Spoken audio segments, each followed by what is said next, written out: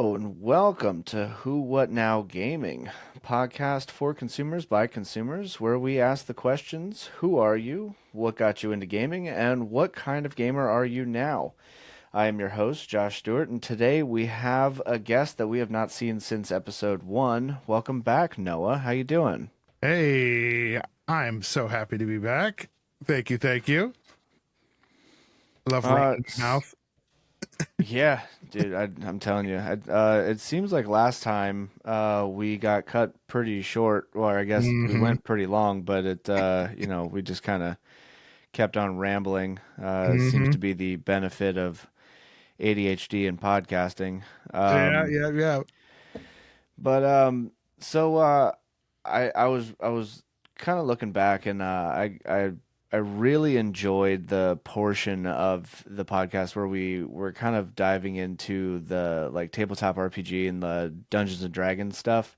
Oh yeah. Oh yeah. And I thought, this episode could be kind of fun if we just kind of dove in and kind of nerded out on just the D&D aspect of being a gamer. Hell So, yes. I I would like to start this one off with just how'd you get into D&D, man? Oh man. I could not be more excited to talk about D&D. I love video games to death, but D&D has my heart in a way that I don't think any other game ever could. Um I I always was the person who heard about D&D, and I think I mentioned this on the other episode too. I thought it was just a very, you know, no hate, but super nerdy game where you just, it's like tactical battle. You just like you line up your little figurines, you do, and I just had this whole wrong view on it. And a friend of mine, actually a mutual friend of ours, Tom, uh, unbelievably wonderful guy.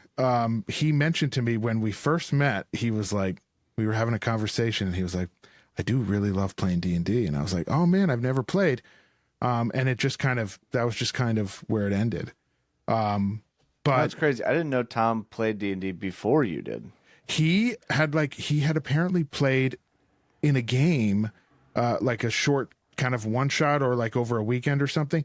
And in his sorority, they would have occasional, like, over a weekend, they do like a game. And so he never played it to the point where he got, and I don't think he played 5e. I think he played like an older edition, Yeah, like probably.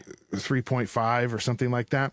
So yeah, by the time he got around to playing with us later on, he had not, it had been long enough that he was somewhat unfamiliar. Plus he played in class that he had never played before.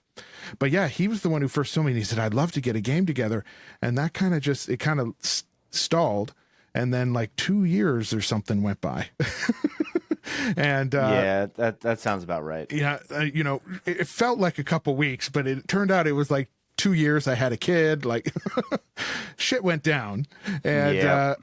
and I think the thing that was happening was I was really desperate. I think, having a child, my career was, kind of going in a direction that was taking up more and more bandwidth in my life. And I was starting to get really desperate for just some self-care, just something that I felt like could really be something for me, something that really helped me take time out. I was hoping to connect with other people in a similar season of life, potentially other parents, and and also just connect with friends that old friends that I didn't get to see as often as I'd like. And I happened upon this viral YouTube video of this man who had been running the same D&D campaign for 40 years. And Oh, I think I know this video. yeah, exactly. It went pretty crazy. And I watched it, and I just saw the way he spoke about it, the way his players spoke about it, and I realized, oh shit, I don't think this is quite what I thought it was. And I always in video games, I mentioned this too, I think on our last episode, I've always loved the really story driven, the companions, the conversations. That's what I love more than anything else. And I realized, oh shit, I think I can make or participate. Obviously I never dreamed of running my own games at first, but like participate in a more like personalized, like I don't have to be stuck in the bounds of code, that made by developers of a game. Like we can go wherever. And so I started to research it and look deeper. And I mean, I went down the rabbit hole so fucking fast. It was I became utterly obsessed right off the bat. I looked up everything. I found, Let's Play people. I found, obviously I found like Critical Role and Dimension 20, some of these, and I started watching some of their games and I was like, holy fucking shit. This is like where we can actually we can tell a story and participate in a story. And I thankfully, I feel like I didn't let those really high production games like make me think that's what it always is. I honestly, Sure.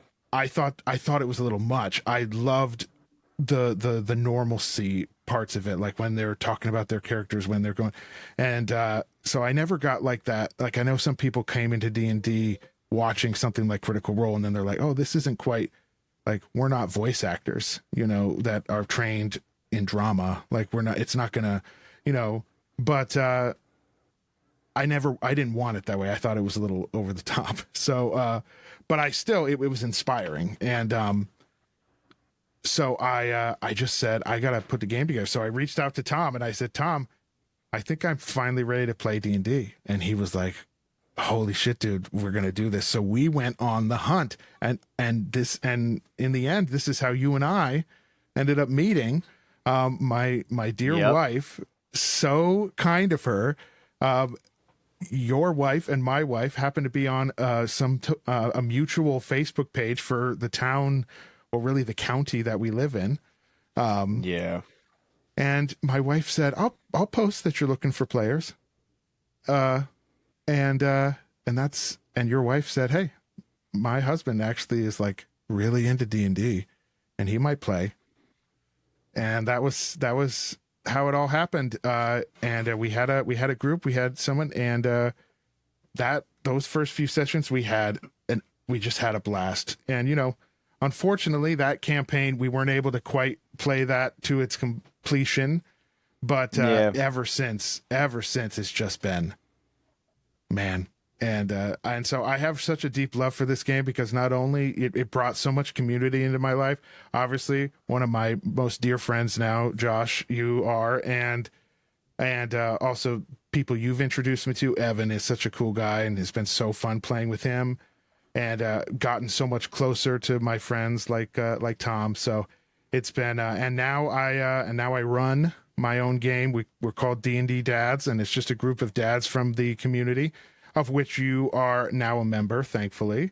And we just play, and I run the game, and it's so much fun. It's so great. And I also run a game with like extended family as well, and it's just a huge part of my life. So it can be a lot of work, but honestly, it's work that I have chosen to do because it means so much to me. So yeah, there's absolutely. my long-winded account. I love it, dude. Being a DM is basically just like having a second job, but you're not really getting paid for it. It's kind of like an internship, and all the long hours and amount of like effort and stuff that you put into doing this work can be just absolutely trashed in a moment of seconds because somebody decides to do something different.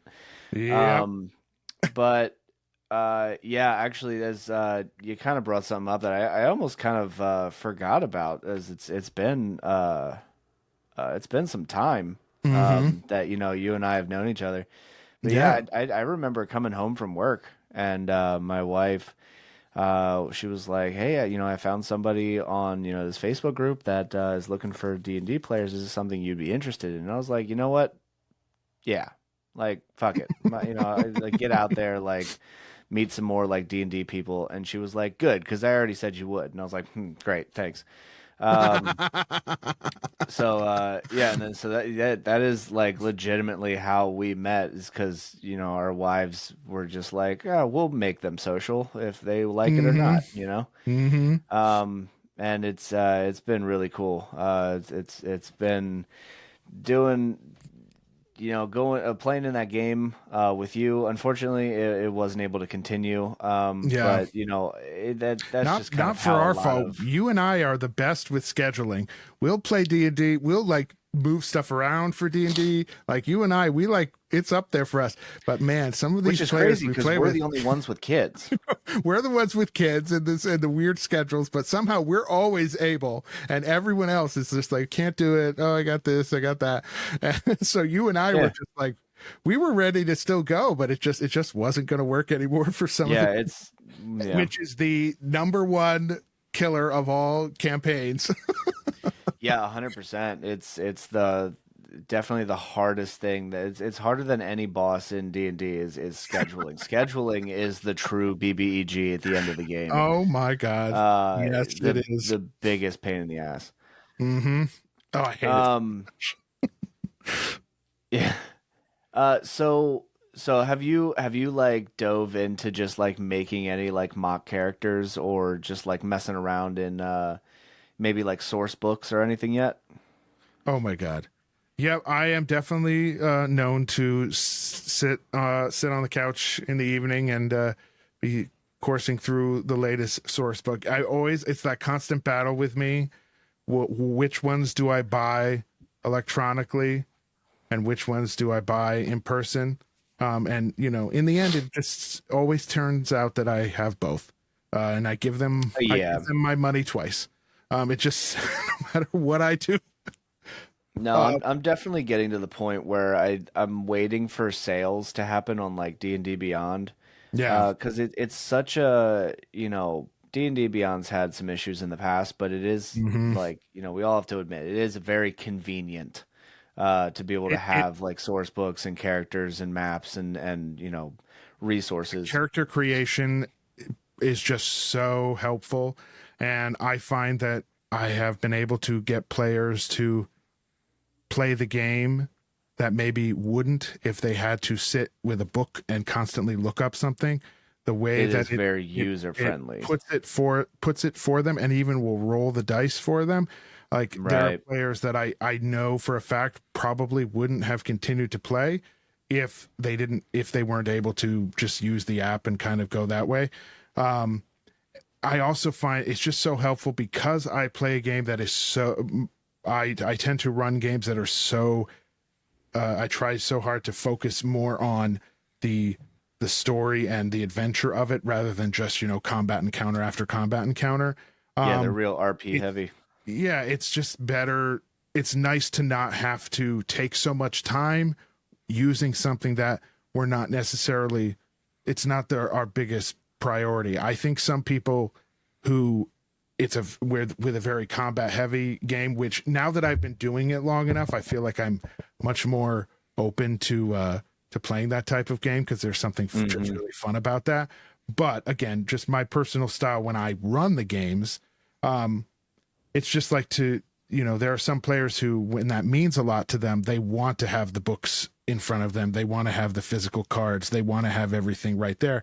Whereas if it's like I just feel like the app makes it so much easier to just kind of do a lot of that work for you so that, yeah, it's there when you need to do combat and it can make combat work a lot better, but it doesn't take a lot of extra time.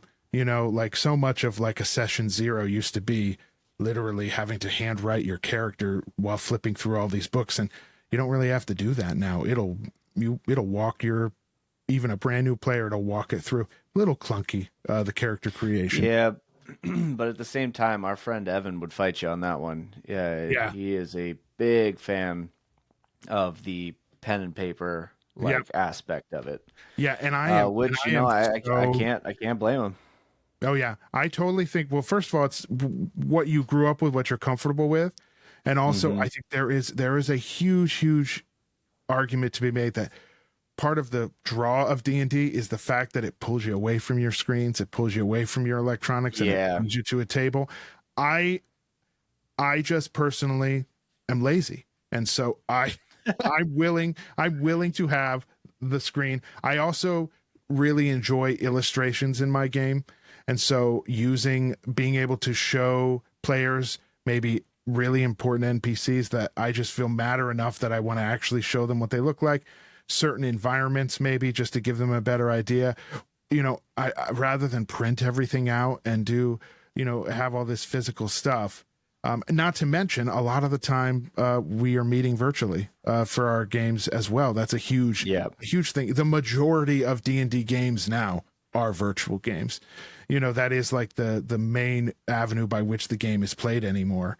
I love in-person games, and I will never let that go because I think there is something unbelievably special about that.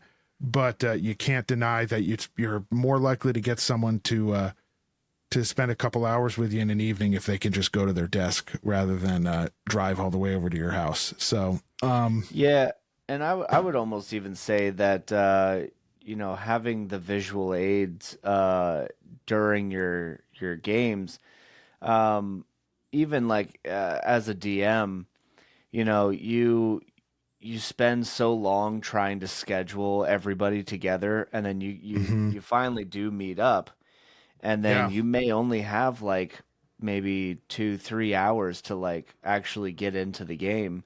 yeah, And you almost don't want to spend, if you spend like 5 minutes explaining or describing like a town here, or 5 minutes describing hmm like a room over here, and a couple minutes over here doing something else, like describing all of these things, they add up to the point where like a hmm third of your actual playtime is just you describing shit. And yep, like exactly. sometimes it's gonna be like a month or two before you guys play again. And so hmm you kind of want to get into the game. You want to get Yep, into the experience. Like let's yep, let's kind of exactly. blow through a combat. Let's move to the next town. Let's get the story part like going. hmm Let's get an arc going instead Yeah. of, because I've had games where like I've definitely underestimated, um, how much time it would take to describe Oh stuff. my goodness. And Yeah, we we've never get we've as had far as I games. think we're gonna get. Yeah, I've had games where we spend the entire time together on one battle, and then we've had times where like we never even get to the encounter because 85% of the time I spent describing stuff, hmm and it's cool. You have I've always enjoyed the theater of the mind, but sometimes it's much easier to be like, this is what the NPC looks like. I Yep, don't have, exactly. 15 minutes to describe all the features and stuff like this. There you go. It's Yeah, all and right like here. You figure it it out. gives everyone a base, and then it just cuts down on some of that description possibly, or it lets people know if I'm for me I think my players have learned if I'm not showing you what this person looks like or showing you a picture of this place, it's probably a pretty generic, you know, jail cell or room in it. Like just Yeah, it's probably, and so you just your players kind of learn. That's not always the case. Sometimes things happen, especially if we end up going way off script. Sometimes it's not that this isn't important. You think you prepare every possible avenue, and your players will find the one that you didn't plan for. And so yeah, sometimes it's just like I can't show you because I can't work quick enough to like go find something. It takes me so right. long to decide. Like if I'm going to go so far as to show a picture, it takes me a long time to commit and be like, "Yep, I'm going to let this be what this is." So I can't just do like a quick Google image search and say, "Oh yeah, this is what they look like." So sometimes that's what happens. Yeah, I mean, honestly, in a perfect world, like if I had all the time and I had all the resources and what have you, I would love to be, I would love to be able to pull like a Brennan Lee Mulligan or a Matthew Mercer, and like have hmm that table filled with the 3D models and the fog machines and the over the angles and the Yep, yep, crazy yep. like story arcs and stuff. But then reality hits in, and it's like, hey, we've all been working our asses off all week, and we got about hmm 2.5 hours, maybe 3 hours on a Friday night. hmm After everybody's gone to bed, but not late enough that we're all going to be screwed for the next morning. Yep. Are we all in for this? And then like, it's like, you get the pre, game hypes. One person's like, "Well, let's do it," and then the second person's like, "Hey, I'm game," and then the DM's like, "Hey, I can make this work if that's what needs to happen," and then you start getting yes, yes, yes, yes, yes, and then you get one person who's like, "I can't make it," and then Yep. you're like, "Oh, son of a," you're like, "Well, I guess we'll either figure it out or we'll fill you in or something or Yep. it's it's Yeah, definitely a we kind of made a struggle." rule. We kind of made a rule. Obviously, if there are some sessions that I feel just everyone really needs to be there for some of the story beats, I might, but if it's just one person that's gonna miss, we still play, and that's just how we run. With the occasional, like if it's like I said, my discretion if I really think something's important enough that everyone needs to be there. Yeah. Because yeah, I just it tends to be that especially when you're working with a bunch of working parents, a lot of times it ends up one player or another has to miss a session here and there. If it's more than one, if it's two, then we really try to reschedule. And if we can't, then we typically just try to wait until the next session if it's more than two people, more than one person, typically. But again, sometimes depending on what I have a pretty good instinct of where things are going to go. Even then, sometimes I might be like, it'll be okay if they're not there. But that's rare. That's pretty rare. I try to just, but we made a rule that if it's just one person, we'll keep playing. So everyone's aware of that. And so that's typically not been a problem. The problem is it's been more than one person a lot. It seems like, again, it's just like this endless thing. But yeah. And then I have other games where we're planned for every other week, and then we end up playing every week because people are so desperate to see what happens. They're like, I can make it work. I can make it work next week. Let's play. So that's been that's also fun. But then also like, oh shit, I have to prepare in 3 days what I thought I had a week and a half to do. Yeah, I got to a point where I was trying to schedule something like every week, Yeah. and it was really cool for like a while. But then because it starts working really really well for like say like a couple months in a row, and Yeah. then you spend all this time with everybody's characters, and you want everybody to feel involved, and you end up creating these really cool deep connections with the NPCs and the characters or like certain environments and stuff. And then you get to like a time where like, maybe a player can't make it and you're like, "Well, I know you don't know this, but I had really big plans for you in this town and you can't not You be have. here. Yeah. So Exactly. we have to reschedule because it's gonna be really awkward if you're not here, you know?" Yeah. Yeah. How deep do you embed your players into your games? Like how important is it that your characters that their character is either deeply connected to something that happens in the greater story or has a moment that makes them more important for the story? Like just how intense do your players' characters play a role in the story that you create? I'm curious.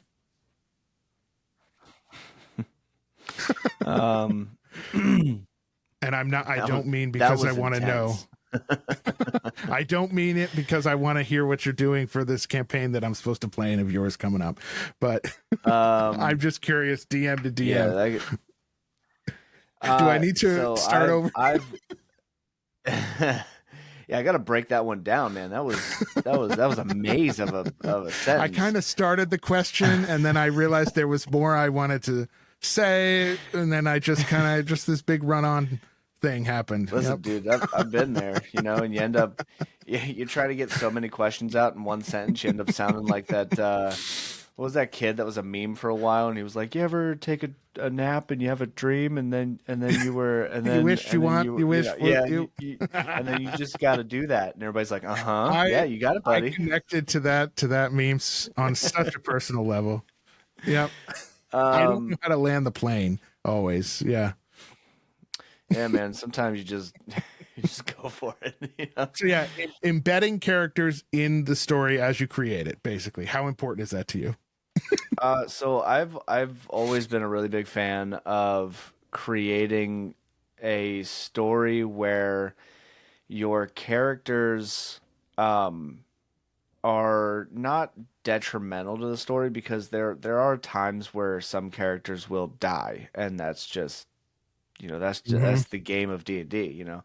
Mm-hmm. Um, but I try to find that nice balance between um if you're not there, it does affect the story. Um, but I always like to have like an arc for each character, like, you know, whether you and a lot of this is like, you know, a conversation that I'll have like one on one with a player. Mm-hmm. You know, I say, you know, like, what do you want out of this campaign? Like, what do you think you or your character would really be trying to achieve? Are you a fan of redemption arcs? Are you a fan of like a long lost sibling you didn't know about? Are you a fan of you know, the wild card thing where like it's an absolute twist or something? I had a player who um wanted to wanted to create a very chaotic character, and Mm-hmm. came up with a really cool idea and like concept for it. But because the campaign we were playing was basically just a giant band of heroes, it's really hard to throw in like a chaos character who doesn't have a moral compass. Mm, So we yeah. kind of had this conversation where we were like, you know, what if, um, what if we plan ahead and we just know your character's not gonna make it, and we know Mm, your character's not gonna make it to the end, right? And say, you know, when you've run this character to the point that you feel satisfied with this character, you let me know, and I will, I'm gonna change the game like completely. So you know, this person created a monk, first time playing a monk. Um, really wanted to test it out, was enjoying it, but then felt that the build was kind of just repetitive. Like, yeah, they hit a lot and they mm-hmm. did a lot of damage, but that was really all that they did. Yeah. And they kind of wanted to expand and do something else. And so I was like, well, we've done, you know, like months of work into this game and into your character. Like, how Mm, would you feel if I took your character? You know? yeah. So we ended up creating a scenario where there would be a point already pre-planned that they would end up running into the BBEG, and Yeah. at this point, for a big like dramatic moment, the BBEG basically says that, you know, you're not going to survive. You're not going to be able to. You're not going to last through this encounter, kind of deal. And then I'll give you, you know, a chance. You know, turn against, you know, the path you've chosen, and join me, and I'll give you anything you want. I'll give you power, riches, fame. You Mm, know, if you fight against me, you'll die a nobody. If you fight with me, you'll you know, you'll live on as a legend, you know. And this character who's just kind of been like teetering on this like what was kind of building up to like a redemption, like starting off neutral to, you know, kind of not exactly like neutral bad, but like neutral, not just, I guess. yeah. Yep. Totally. And then, you know, we're kind of building this character up to have this really cool, justified, positive arc. and we just absolutely threw it, 180. And so Wow. he accepts the he accepts the deal, and of course the Wow. BBEG then takes and consumes his soul, and is now owned by the BBEG. Using this Real quick, takes for listeners, BBEG, just oh what does yeah, that stand for? big bad evil guy. It's just Pretty straightforward. I know yeah, most it's people will it's get it. yeah. Yeah, it's just your big baddie. That's all it is. It's just big bad evil guy. yeah, it's It's the not complicated Voldemort. in It's D&D. yeah. All right, back Um, to it. Apologies. yeah, but so we just kind of created this scenario, and it wasn't Unreal. something that like That's so I cool. didn't make. I didn't make the character decision. This was like a joined decision between the player and myself. Wow. But it was also something we did not inform the rest of the group in. So it was also kind of cool to like see each of the characters trying to in character be like, "Hey man, the fuck are you doing?" You know? Yeah.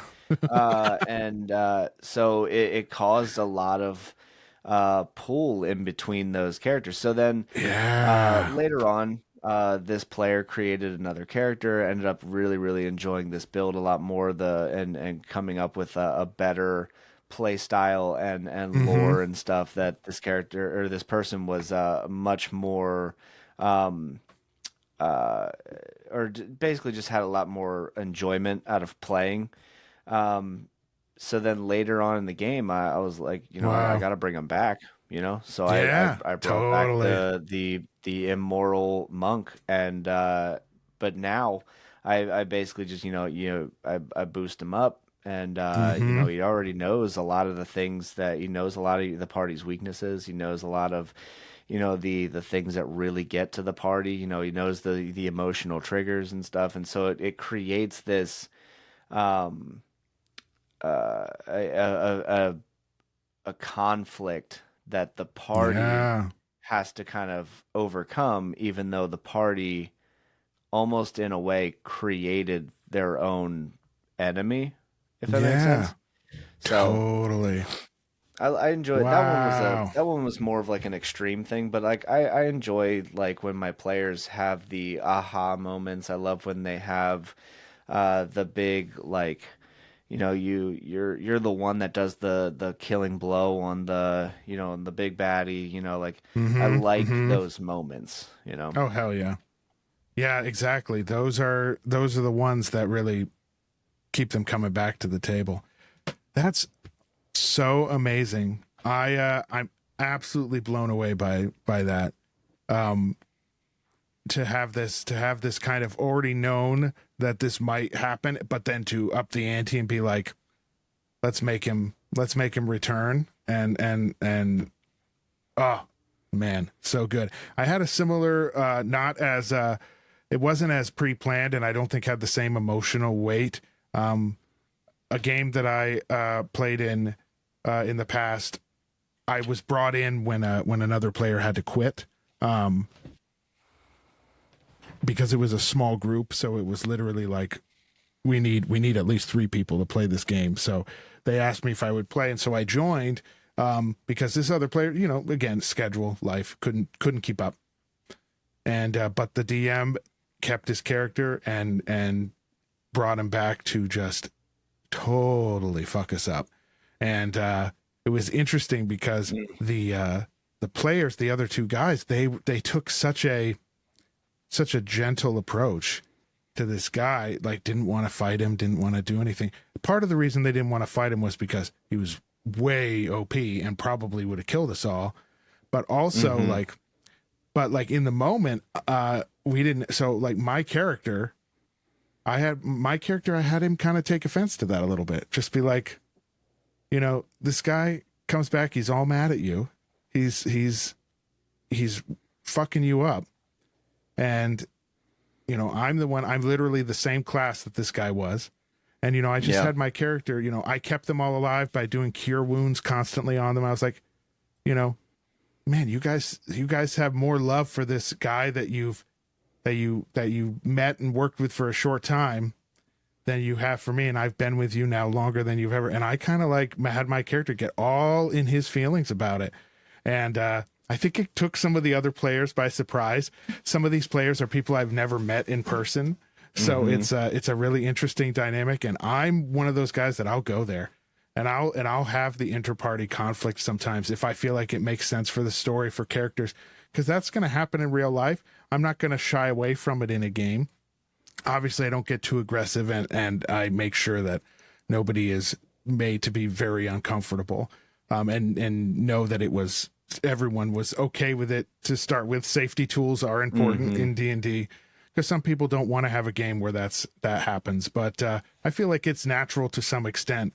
So it was interesting, and we had a few sessions where that dynamic, it took a little while for us to get through it. We had to, the players, the characters had to work through that. My character had to, learn to, simmer down a little bit, and they had to learn to, maybe communicate a little better. And it was such an interesting thing, and we were doing just fine, but then bring back this guy and the things that it did to the emotions of everybody, stuff I never expected to see. And it was so interesting. So that's so cool.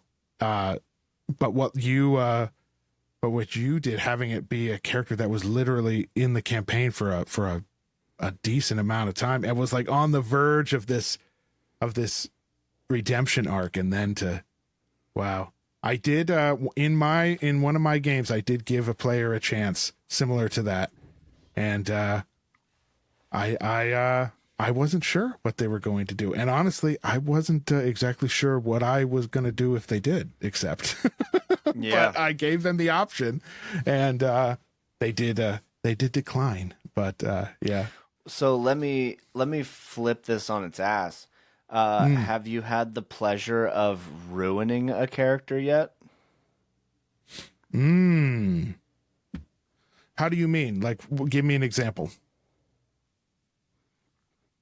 So, our good friend Evan Mm-hmm. uh was playing in one of my games back early when I was like just starting to DM, and I was like kind of just I did the bad thing, which was I would watch a whole bunch of other DMs and then try to mimic that instead of trying to find my own voice and my own play style. And Mm-hmm. so I would just get this absolute clusterfuck of ideas and things that I would want to do.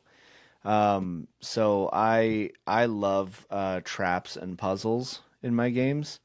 And sometimes, Mm. it kind of bites me in the ass. Like I'll make them a little too complicated, and so we end up spending like too much time on them.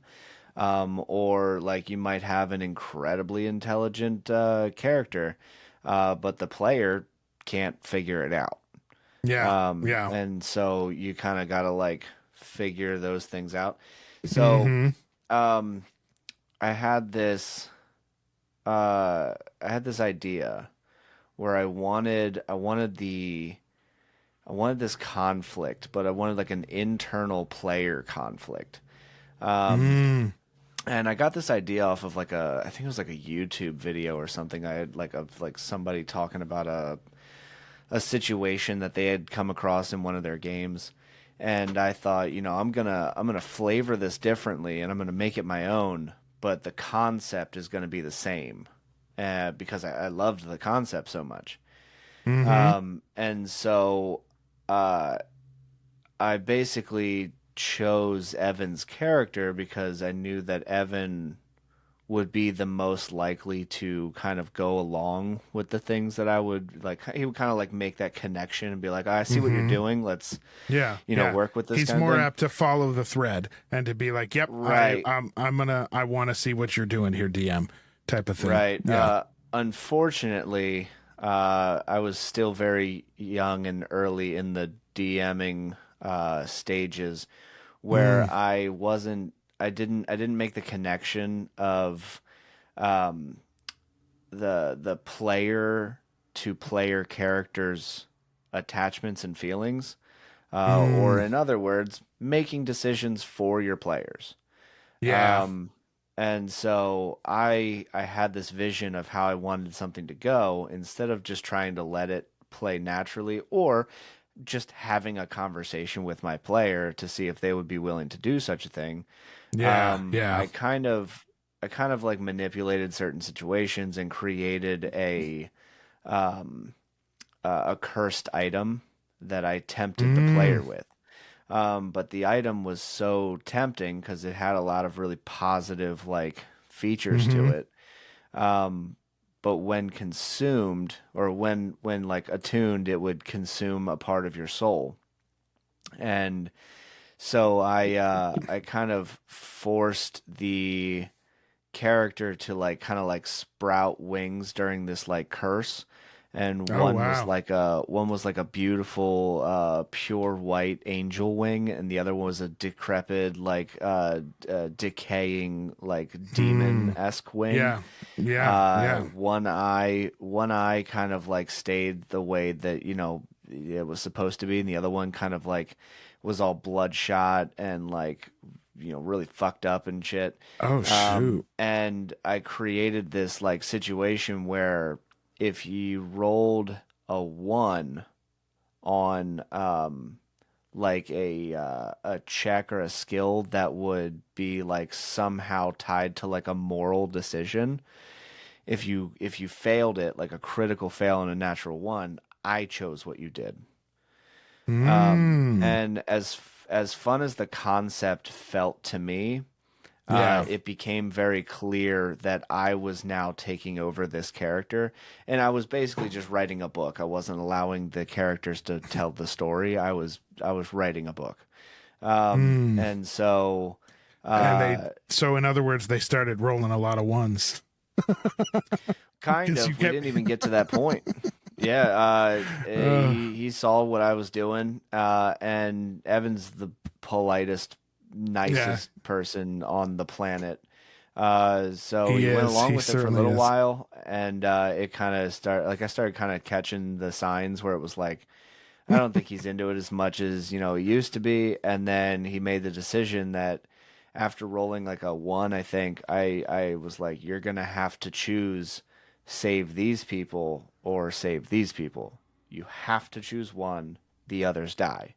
Oh And he wow. was like, I can't make that decision. And I was like, time's running out. If you don't choose, they all die. And he had his character run deep into the woods, and that was literally the last time we ever saw that character. The Wow. character never came back. The character never had a redemption. The character never finished, the plot. The next session, Evan created a new character.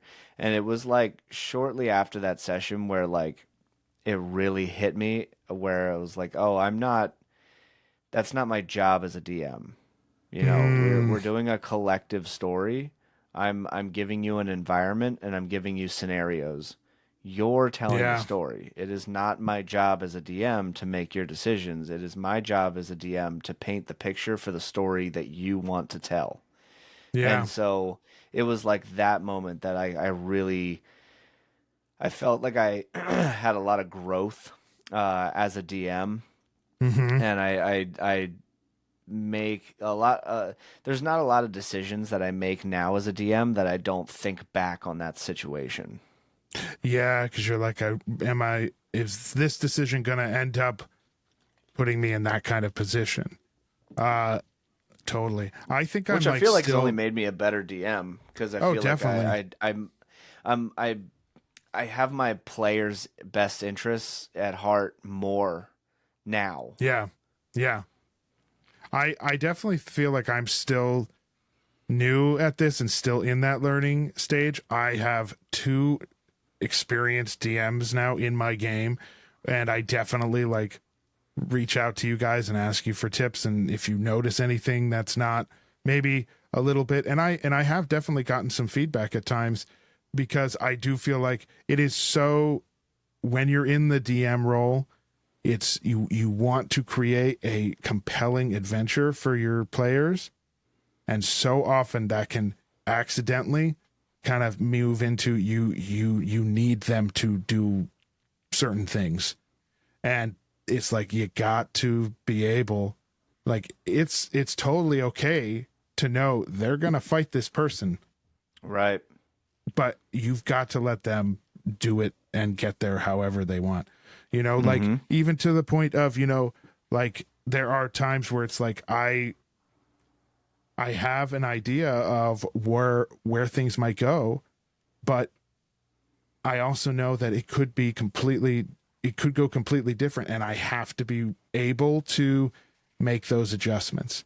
And sometimes sometimes they don't feel as good as what I had in my head. But Yeah. the players, it's more fun for the players because it's they got to make that decision and they got to go where they wanted to go, or do what they wanted to do. I've definitely had that this, like, the difficulty of, like, trying to progress the story in a way that makes sense for the world that they're in, and having players want to do something totally different than what I Mm-hmm. thought, than what I had built into the bounds of my world. And there's a place to an extent where you can be like, no, this just doesn't exist here, like, so you can't, like, but there's a, like, to have to say you can't to a player is just like, oh, I hate having to do that. I Yeah. really don't want to do that.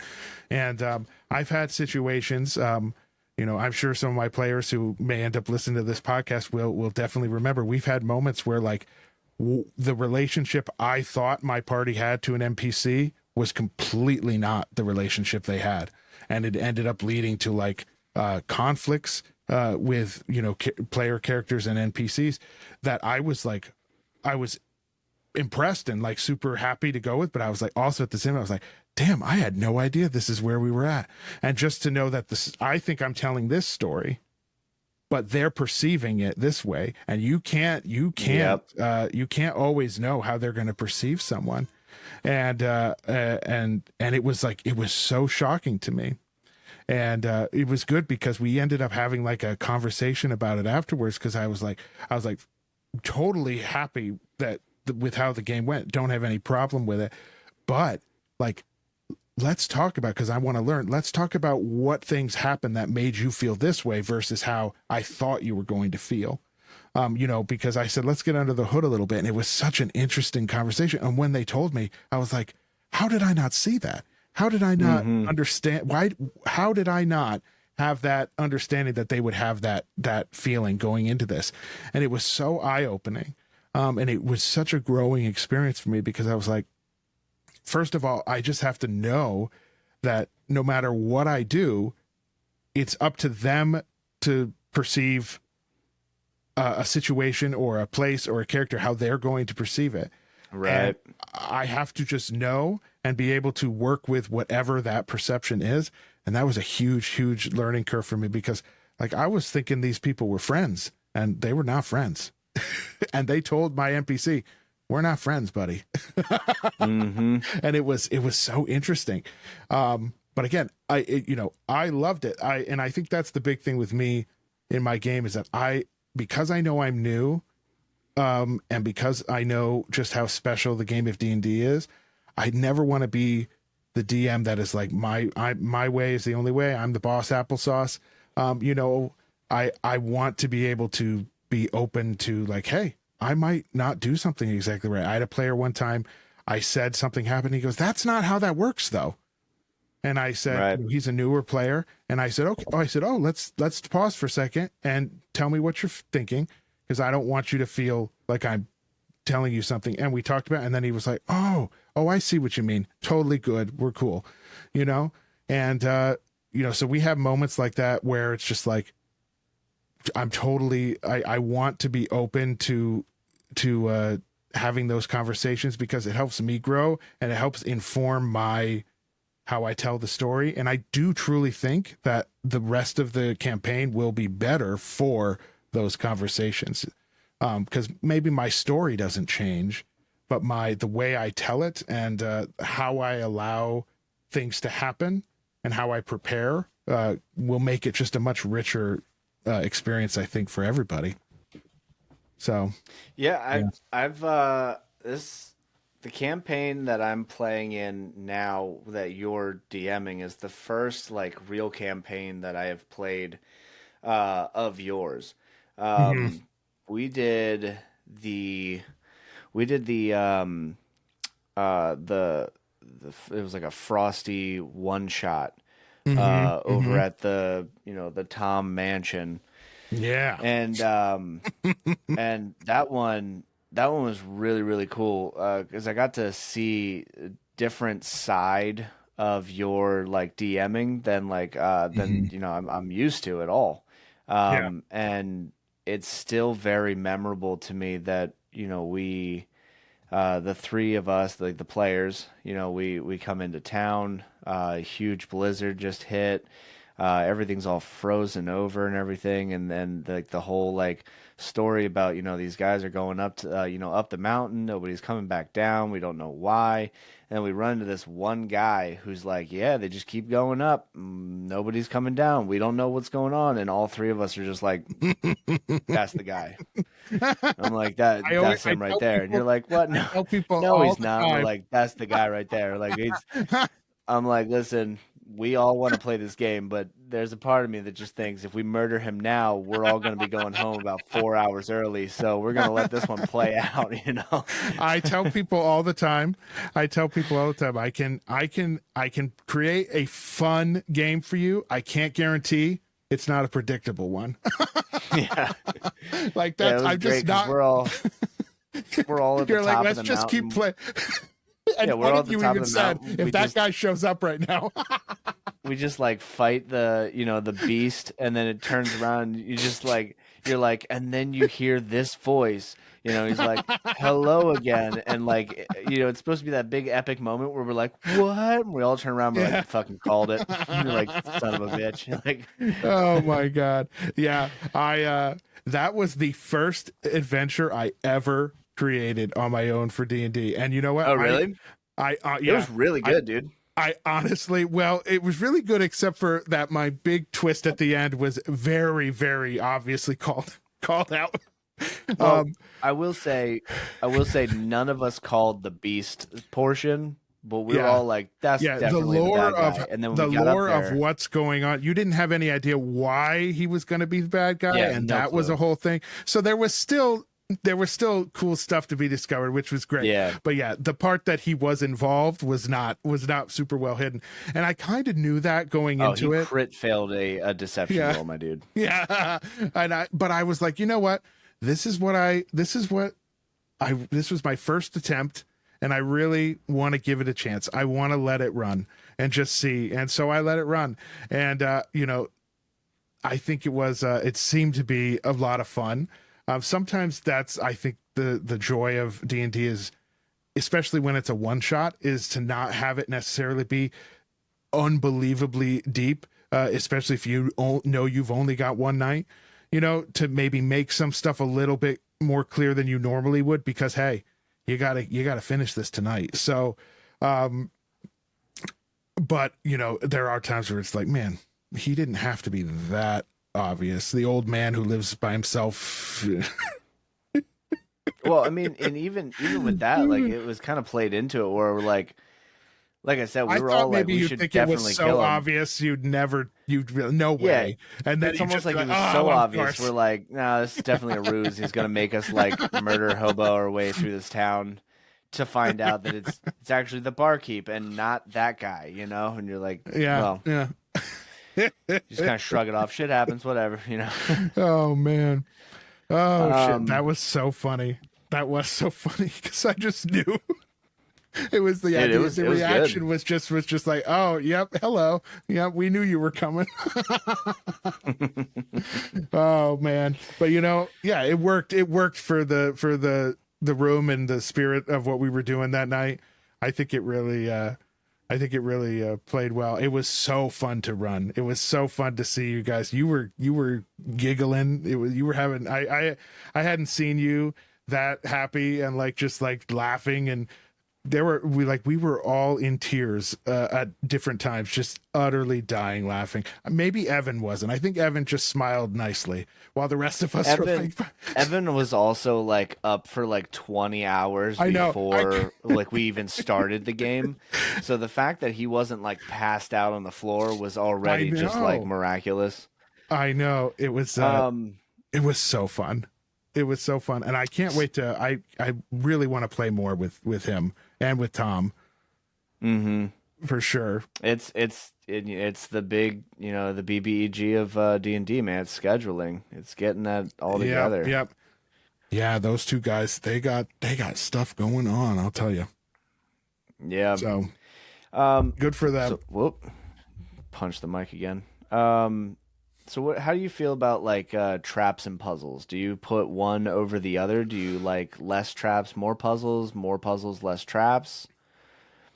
I struggle immensely with both. Yep. I Oh, think that really? is one thing. Yeah. I think that's one thing with my where I'm at in my kind of my how new I am to running games. Um adding that layer is difficult for me when planning ahead. Mm, Um I tend to be so focused on trying to have really good conversations and have good character interactions and like create different possibilities for like investigations or like avenues where you can go that by the time I get through all of that um yeah. it's time to play and I'm like oops. So like I haven't used them super heavily. I also struggle with finding like I struggle with I'm not smart enough to create good ones on my own, I feel like. And I have a couple puzzle Well, books that's and bullshit. But I find them either way fucking too hold on, easy. just a They're either too easy or I can't figure them out to even put them in my game. cord wasn't long enough. I almost ripped my face off. I'm gonna jump back here for a second, redo that one. Bullshit. You definitely can do it, but if you ever get a struggle, fucking check this one out. Go and Oh, is find that the yourself other? this one. This one is fantastic. Definitely one of my favorites, and Oh, where I've gotten a lot of inspiration for a lot of like I have to get it. puzzles, traps, like uh, dungeony, crawly, one shot like type of things. Like, Mm-hmm. Mm-hmm. yeah, it is fantastic. Definitely, I think I just So bought it. what's it called? Actually, I think What's my the book wife called? might have bought it for me. What's the It's book called? called Can't.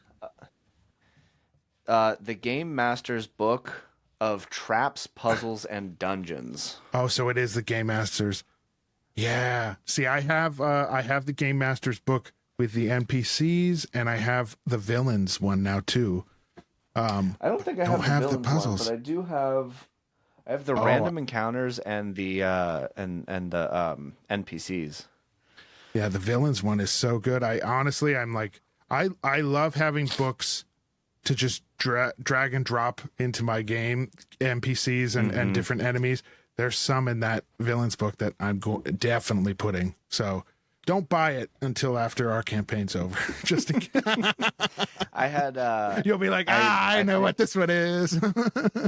there was a trap that I kid you not, I spent like I had this brilliant idea of just making like a set of rooms that they had to get through, that each room focused on a like an attribute, or not an attribute, like one was like strength, one was dexterity, one was constitution, intelligence, wisdom, kind of thing. So we're going through and we get over to the second room, and Hmm. mind you, I spent maybe a whole weekend plotting these things out, designing Hmm. the rooms, making sure that everything would work out, like kind of trying to figure out every possible way that they would solve this without trying to find the way that'd be like, oh, you can't because I said this earlier, kind of thing. Hmm. And so we get to the dexterity room, and it's a big open room, and there's pillars. And when you jumped onto a pillar, it would start to move. And depending on how far you jumped, which ones you chose, which ones were already chosen, different things would happen. They would go in different paths and stuff. And so I had basically all these different layouts and scenarios where if every single one of them was on a different pillar, the pillars would move in different directions. Now you had to figure out which pillars, would go in which directions to stand on other pillars. And dude, it Wow. took me hours to It, design it, this thing. And wow. as soon as my players got in there, one player summoned four giant hornets, and they just flew across.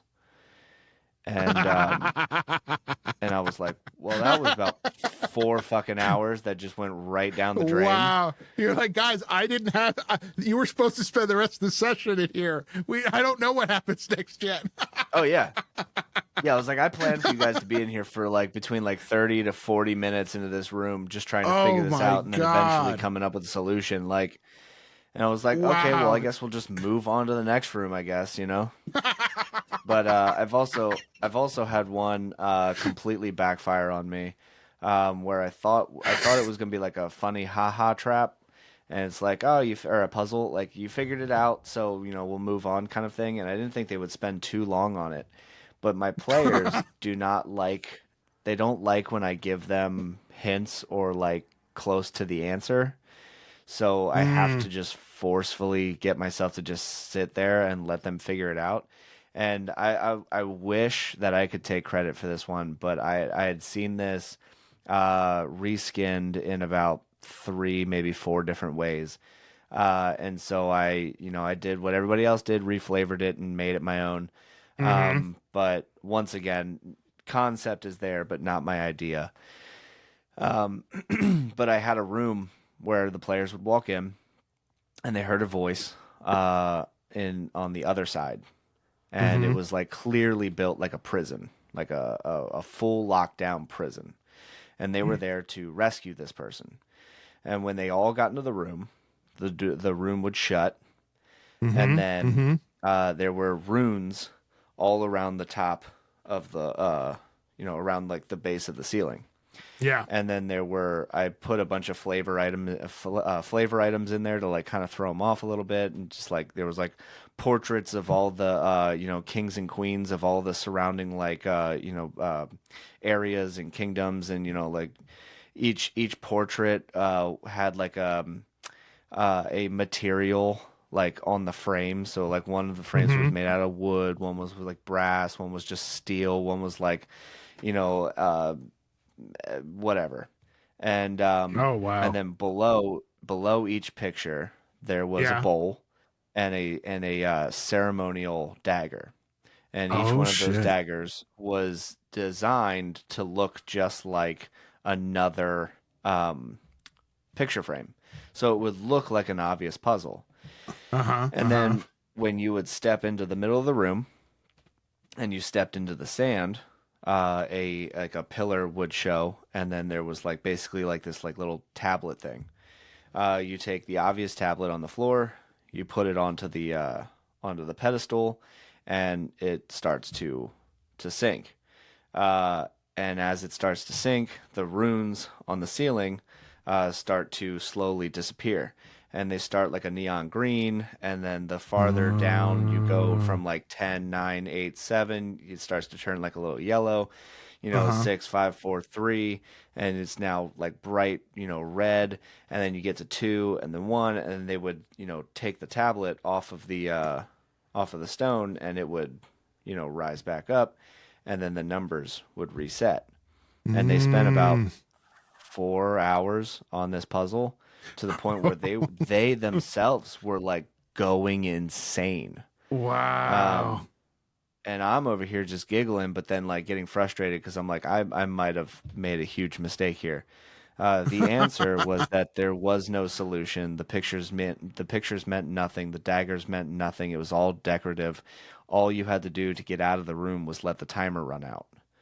So they just kept resetting the same 10 seconds Oh, over and over no. for 4 hours. Oh my God. Man. Commitment, dude. Yeah, it was super fun, but I definitely wasted an entire game session.